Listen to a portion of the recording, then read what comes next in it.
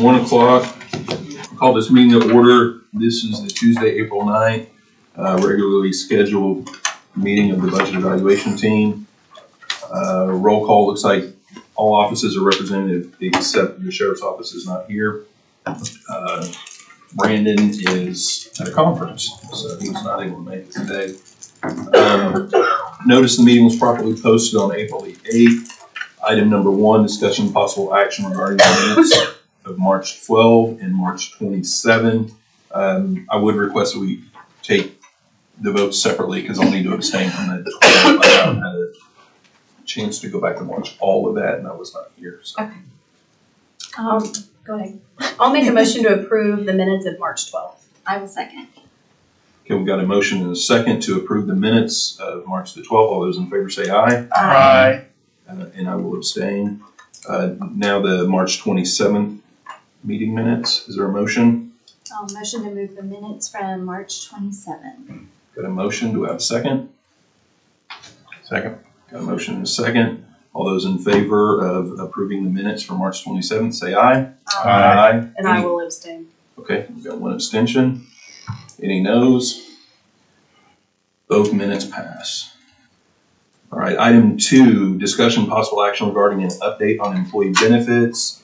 The attachment, I was told, is actually attached here, but it is attached. Oh. Okay. No, I have a handout actually. Everybody has a handout. I have a handout. Sorry, I misunderstood. Motion to receive So that was document. on our other item. All right, we got a motion to receive the document. Do we have a second? I'll second. Okay, we got a motion and a second. All those in favor say aye. Aye. Aye. Any opposed? Nay. Can you make sure that the clerk's office gets one? Thank you. Thank you. There you go. You can't have that. And the motion carried. Thank you. Just going to update you real quick. I'm not going to go too deep today. I plan on bringing some stuff back to another meeting. Still working with the clerk's office on the premiums, trying to track all that down and really the revenue, track that down and get a good process and an idea where we're at on that. But I'm thinking we'll need some extra money. But as of today, this is our expenses in the system. If you look at the top, medical claims, these are paid through 410 versus 4/4 of last fiscal year. That's the most recent claim we had during the same time period. Our medical is tracking really good. We've paid 40 weeks of claims this fiscal year. Average is $363,000 a week. Through the same period last fiscal year, we paid $15,195,000. The average was $379,000 per week. So we're down about $16,000 per week on medical claims. If you look at all the claims paid last fiscal year, we averaged $391,000 per week last fiscal year. We're averaging $363,000 per week this fiscal year. That's a difference of $28,000 less compared to the average. So medical claims are looking good. Prescription claims are looking a lot better. We're kind of catching up. Again, as you remember, we paid a lot more prescription claims, a lot more weeks of claims this fiscal year than last fiscal year. This fiscal year through 410, we paid 45 weeks of prescription claims. That's an average of $208,000 per week. For the same time frame last fiscal year, we were averaging $233,000 per week. That's $25,000 less per week. If you look at all the claims incurred last fiscal year, we averaged $244,000 per week. This year, again, we're averaging $208,000, so that's a difference of $35,000, really good. Our prescription claims started ramping up kind of end of last fiscal year, March through June. I like to put that average as a reference so you'll know kind of where we were at that time frame. We were averaging $280,000 per week, so it's way lower than our average now. The last two things under prescriptions, I show two different items. One, since we changed our retirees, we're averaging $200,000 per week about on prescription claims compared to the same period last fiscal year, $233,000, so way down. If you look at when we changed our pharmacy plan, starting 10/1, we're averaging $196,000 per week on prescription claims, way less than we did last fiscal year. So those are all good. Real quick before we move on from that Sure. target, you had mentioned the ramp up of prescriptions March through June of last year. Mhm. Have we seen anything like that from our March claims this year? Not at all. Okay. So we're still averaging way lower than we were last fiscal year, which is good. I get that, but have we seen a ramp No, up we from haven't. what we've had Yeah, we the haven't. rest of the year? We haven't. So it's kind of the same averages we've been averaging. So it's been really good, especially since 10-1. If you look at that average 10-1 compared to last fiscal year, way better. Way better on our weekly claims. So all that work that was put in is paying off. Less dollars out the door for sure. Right. Reimbursements is kind of skewed by the COVID ARPA reimbursements because last fiscal year we had so much reimbursements on that side. This fiscal year we budgeted $300,000 in ARPA reimbursements, so we exceeded that number. We didn't budget on that huge number from last fiscal year. All in all, everything looks really good. On the expense side, we're still nailing down the revenue side and the timing of when money's available and all that. And hope to have all that detailed for you and come back and show you where we're at and maybe request a transfer. Are you still thinking around $1 million? Probably. That's all I have for that. All right. Are there any questions? John, thanks for providing this information. I think the revenue side and the expense side are two separate things. They are. Having a good understanding where we are on our expenses and stuff, I think helps solve one side of that equation. I appreciate you and the clerk's office having discussions to try to figure out that other side. So We'll get it. anyway, do we have a motion on this item? Thank you for Dave. Motion to receive report? Okay, we got a motion to receive the report. Do we have a second? Second. Got a motion and a second. Any further discussion? Seeing none, all those in favor say aye. Aye. Any opposed? Anybody abstaining? I'm not abstaining, there's nothing going on. Cassie, I'll let you figure out. I got it. Can we add that in minutes just so There's nothing to vote on. I know, nothing to vote on. No action be taken. We love you, Jason. All right, item 3, discussion possible action regarding any items currently on the BET watch list. Anything that needs to be discussed today? Seeing none, no action needed there. I believe the rest of our items here are related to estimate of needs. Is that correct, Cassie? Yes. I've had some conversations, some folks have called me yesterday and today, and stopped by.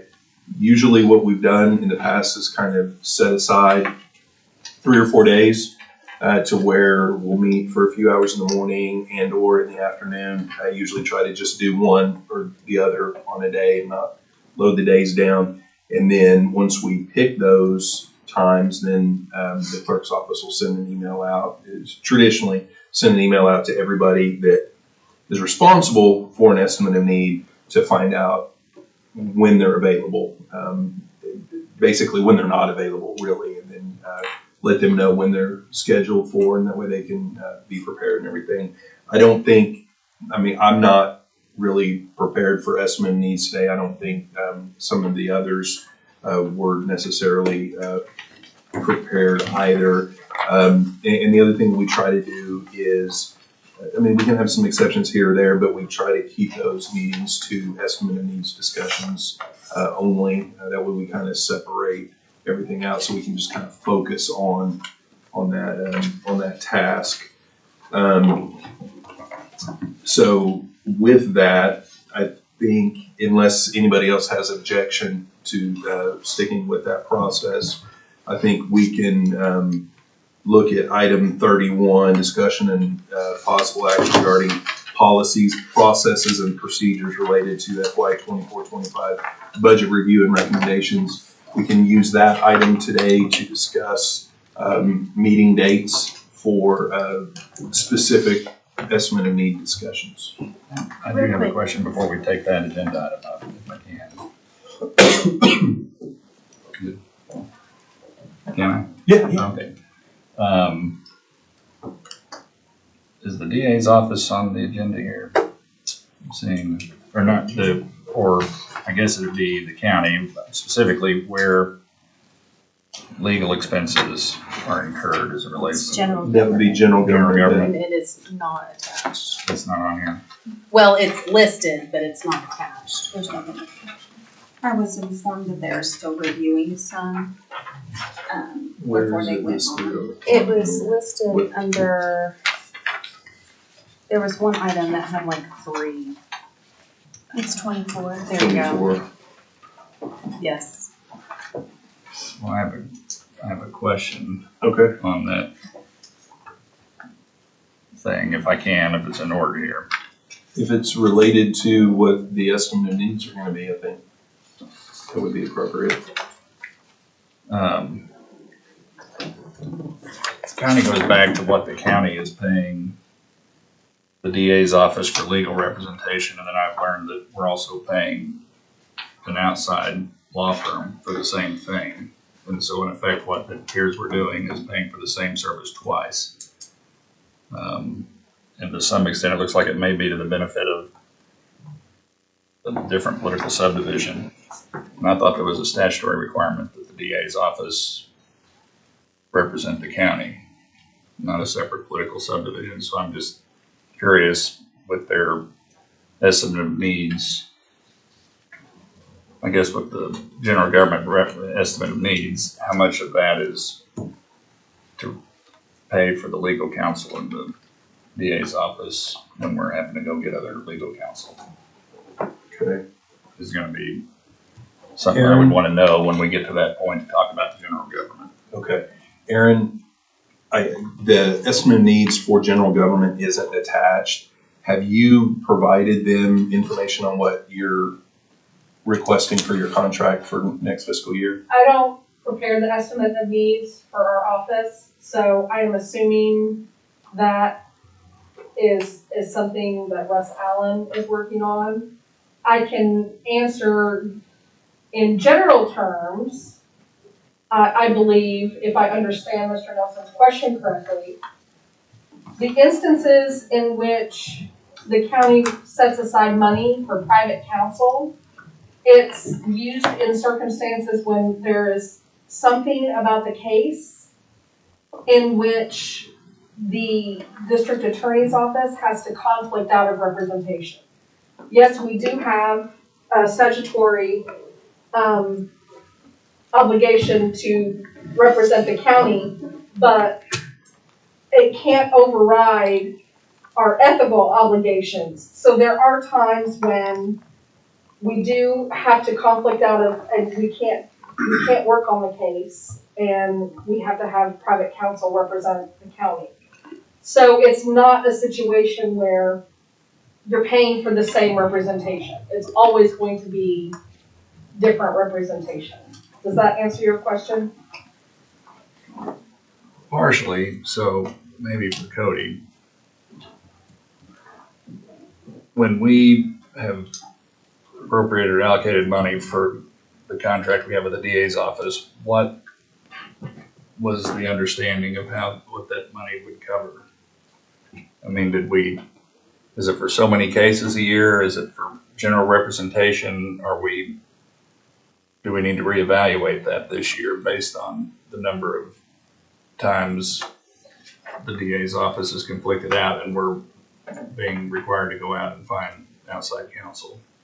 Just wondering if it is fine if the DA is able to represent us and everything, but it seems like there's going to be more ongoing conflicts potentially representing both sides, the jail trust and us.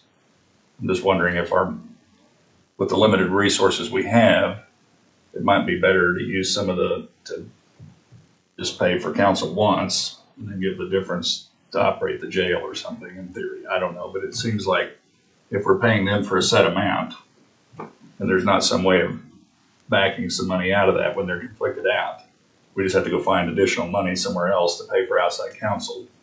Just wondering if I wasn't here when those decisions were made last year. I'm just curious going into this year, because I know there's a lot of attention being paid to how well the county's funding.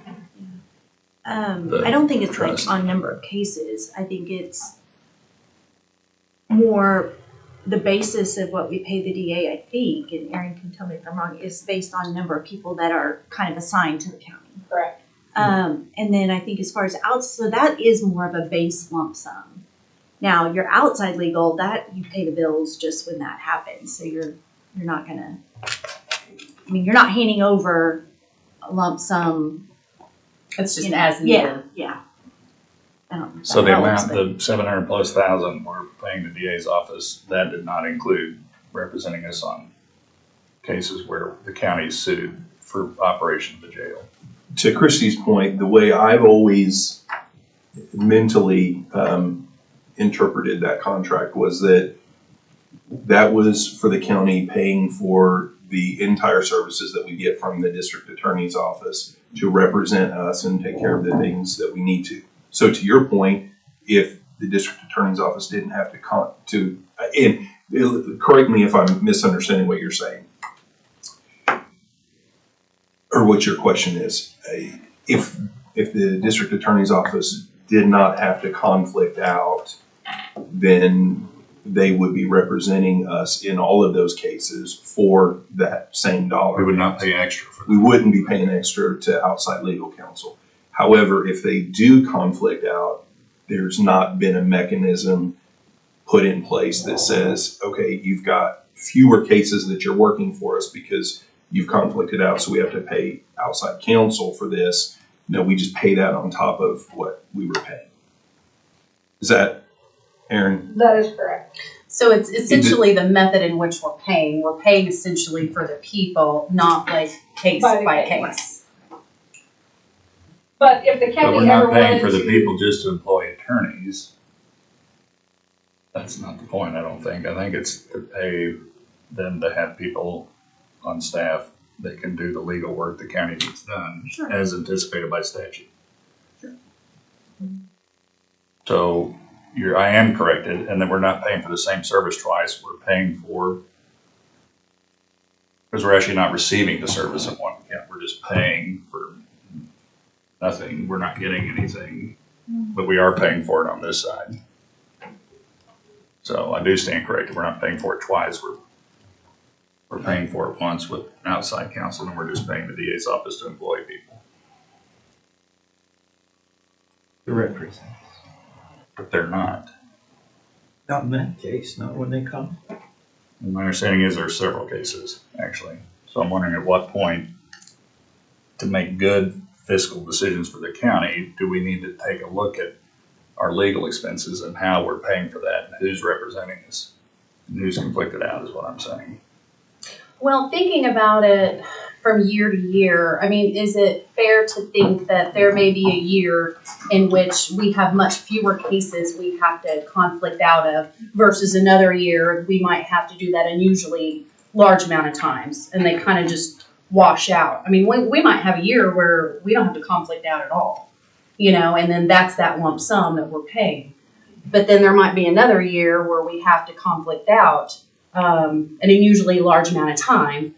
But then who knows what the next year holds, you know, but we're paying the same amount each time. So essentially, does that wash, you know, or does it kind of even out over, you know, a span of time? Well, I don't know, because I don't know the level of cases historically. Yeah, I can't speak specifically, but I do know that the initial intent of the contract I can't speak to because when I got here 11 years ago, we were already doing a contract with the DA's office. So when it began, the genesis, I wasn't here and, you know, part of those conversations.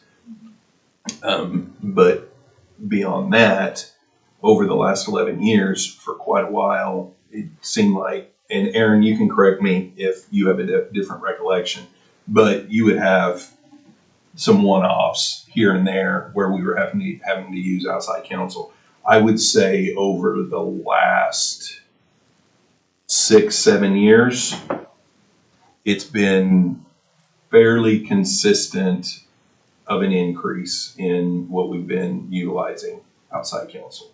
Now, that could change because a lot of those are cases that and I'm not talking about new ones coming on each year. I'm talking about just kind of the workload. There is, you know, a new district attorney in there, so some of those cases they may not conflict out of in the future that they did in the past. There, you know, from some policy decisions and stuff, I don't know, but it has been kind of consistent as an uptick from what it was before. I distinctly remember, I went back and watched the video, and then I transcribed the relevant text that one of the representatives of the district attorney's office sat right over there in that chair and explained how there's not typically going to be a conflict of interest because all of our interests are aligned. They should be. The time to worry is when that isn't the case. It was said, and I'm seeing more and more instances where we're being forced to go get outside counsel because there's a conflict. I'm just going with what I've seen since I've been here in the last year.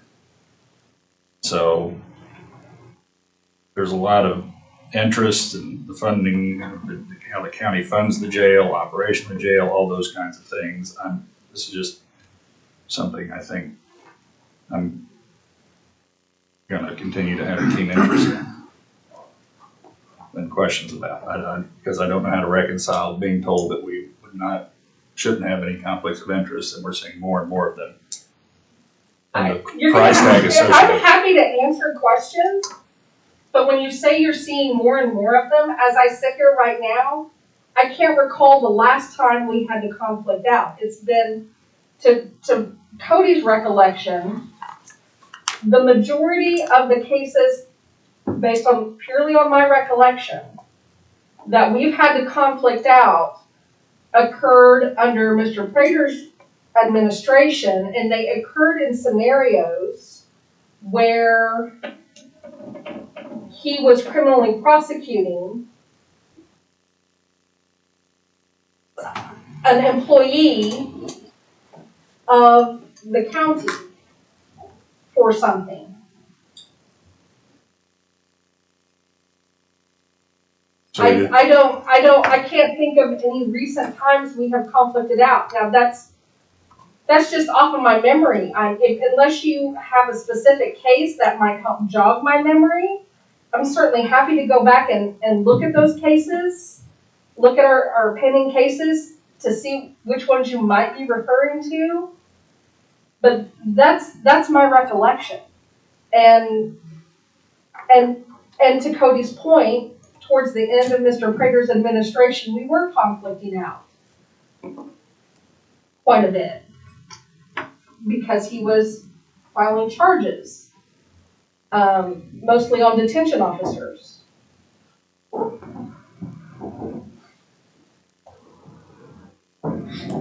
Well, Jason, do you think once we have the general fund estimate of needs, and we'll be able to see what that dollar amount is, what the request is, and then we can also, I think you were talking about the trust as well, we can kind of, we don't even have an agenda item on here, I don't think, for the trust's budget, but once they get us their estimate of needs, and we can kind of look at that and have a little more conversation. And Aaron may be able to get you some information that you want.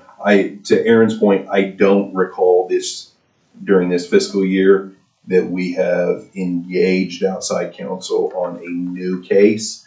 I think all of our engagements have been on cases that have been pending for a while. The problem is they've been I'm still seeing them, pending a while. Yeah, so you're still gonna see them, and you may still see them for a while until they get out. But it's good conversation. No, fair enough. Thank you. Yep. Okay, so without objection, is everybody fine with having the discussion, kind of skipping over the rest of the estimate of needs for now, and talking about a schedule so that we can come in and discuss them specifically? Can I ask one quick question? Sure. And we could take it in a lump sum if we have to. If we don't have to do it, it's fine. Clearly they're attached. Do we need to go ahead and receive them on today's meeting? The ones that are here, just receive them. We don't have to have a presentation, but unless it's no action, but then is that the clerk putting them back on a different agenda? I would have to do that regardless. Okay. Oh, for the presentation. Okay. Thank you. Okay. All right. So I think what we have left here is to kind of discuss the people's availabilities for scheduling. the estimate of needs reviews. Is everybody, are you guys all able to do that at this point, or do we need to Give it a shot. do that later? Okay. Are we shooting for the April 18th budget board? No, our recommendation doesn't need to be done till the May budget board. We wouldn't get it done in time, I don't think. I mean, there's a lot missing, so. Oh, I know, yeah, that's why I'm looking at that date, next budget. Now, that should be a revenue. Revenue should be on that one, but. Highly anticipated. Blockbuster, working on it now. So what are you thinking, Cody? Like maybe 3 days in a row? I think that's what we've done the Like last an afternoon, a few morning? years it's fit. Okay, okay. Yeah, I mean, it varies. I think last year maybe we did 2 mornings and 1 afternoon, or maybe vice versa. I think that seemed to kind of work, and then we can always, as long as we keep our agenda item on to discuss any estimate of needs that have already been presented, then we have that on, and then that last agenda, if we need to recess that last one because 3 days wasn't quite enough, we could always recess that last one to have the conversations. So what I'm saying is that last one should have all of the estimate needs that we haven't already done, and or give us the flexibility to go back if we need to have a little bit more discussion about an estimate need that we've already talked about. Mayor? Yeah. It is perfectly fine and easy for me to continue to keep them all consistent with every single one on there, with every single attachment. Okay, that's probably good. Okay. To where we'll have all the estimate needs attached and an agenda item associated with every estimate of need for all of our meetings. That way, if something does come up and somebody is not available, that somebody else can slip in that was scheduled for the next day, it gives flexibility. Yeah, I like that. It's a great idea. Can I throw out some dates? Sure. What about the morning of the 22nd, the morning of the 23rd, and the afternoon of the 24th? Monday, Tuesday, Wednesday. Do you also have another point? BOE is still in full swing, and they meet at 9:30 and have been lasting till about 11:30. They're hearing about 12 to 15 a day at this point in time. And they're meeting Monday, Tuesday, Wednesday. Well, there's that. So, how late in the day do you say they go? They can go till about 11:30. So we could do like an afternoon on Wednesday and then do a Thursday and a Friday? They do meet on Friday also, that's their Oh, decision day. Oh, sorry.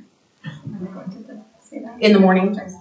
So we could do an afternoon on Wednesday, a morning on Thursday, and an afternoon on Friday? I'm out that Friday afternoon.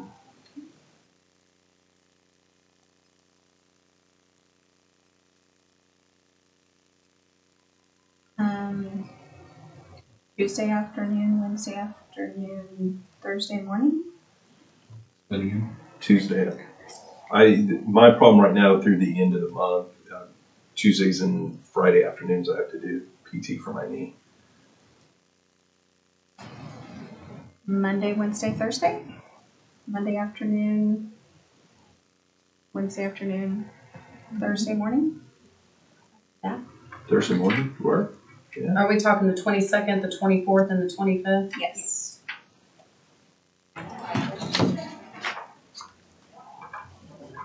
I might be a little late on Monday, but not much. I can just sneak in.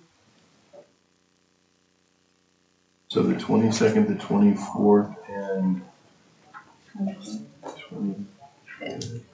So Monday was, Afternoon. Yeah. what time, Brandy, when you said you might be late? Gosh, even 1:30 would be helpful. We could do 1:30 and then try to be done by 6:30, 7? Oh. No. No, I mean by Wait a 4:30. minute. 4:30. Yeah. So 1:30 on the 22nd. And then the 24th, do we want to just do the same time, 1:30, or Move it back to 1 o'clock. Let's go back to 1. Okay. If it works. 1 to 4. Yeah. 25th was morning, right? Yeah. 9A. That should work. And then if we have everything on all of our meetings, then if we're a little bit behind schedule on that Thursday, if it works for everybody's schedules, we could always recess and then come back and if we need to in the afternoon, or, I mean, we could always do it a different day as well. But does that work for everybody? Okay, so what I would ask the clerk's office then to do is send out an email to everybody that's responsible for submitting an estimate of need and ask if there's a preference, if there's a time that they're absolutely not available. So if they're out of town on one of those days, then of course we wouldn't put them there. I would think that it would be best, we've kind of done this before, the folks that are coming from off campus, try to schedule them earlier on in our meetings. That way they're not having to sit and wait, because those that are here on campus, they can always be doing whatever, and we can call or text and say, hey, we're ready in case we're running, 15 minutes ahead or behind. That way we can stay on schedule a little bit easier. Is there a way that you can inform us when those that are not currently on the list become available so that we can see them? So my intent, once we're done here, is to go ahead and get these scheduled, get all of the items copied over to every single one. And then as they come in from finance, I will attach them to every single one. I am gonna go ahead and send out just the preliminary drafts so that they're already posted and we don't have to worry about that. And as they get updated, I will send out closer, to that time as they come in, updated draft agendas. That way you all can see those. Does that sound good to you? Yeah. Okay, so I guess let's make it official. Is there a motion to have BDT meet for special meetings on Monday, April the 22nd at 1:30 p.m., on Wednesday, April 24th at 1 p.m., and Thursday, April 25th at 9 a.m. in the BOE room? So moved. Second. Got a motion and a second. All in favor say aye. Aye. Any opposed? Anything else anybody wants to discuss? Okay. Citizen participation. Any citizens wish to participate? Board comments? No, thank you. District 2. Clerk? District 3? Nice. Treasurer? Nothing today. Court clerk? Assessor? We're actively working on our budget numbers for evaluation this year. So hopefully have that pretty soon. All right. Nothing for me. We should have done something to Brandon since he wasn't here. We can name him chair for the next meeting. Yeah, get us through this whole process. Cut his budget. All right. Is there a motion to adjourn? Yes. Second. Motion and second. All in favor? Aye. Aye. Any opposed? Ayes have it. Thanks for your help.